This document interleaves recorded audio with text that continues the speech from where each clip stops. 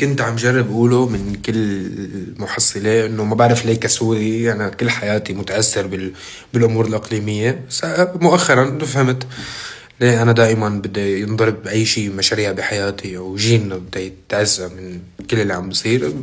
فهمت إنه في دولة عاهرة مصرة تدمرنا وتدمر الجيل الجديد ودمرت الجيل اللي قبلنا، يعني دولة كل التقييمات بتدل والتصنيفات بتدل على انه هي دولة عاهرة. وبالكم ما تعتادوا المشهد، في ناس ماتت بلبنان، في ناس ماتت بفلسطين. أذوا عالم كتير وأذونا على الصعيد المهني وعلى الصعيد الشخصي وعلى جميع الأصعدة. آه، خلينا نحس بأكتر بالناس، أكتر بالأذى، أكتر شي يعني حرب، مش ريل على انستغرام هذا اللي عم بصير. مش شي عم نقلب ونتفرج وخلص ونتسلى، بعد شي أكبر من هيك بكتير. بحبكن كتير وبعتذر على الغياب ويقبرني ربكم.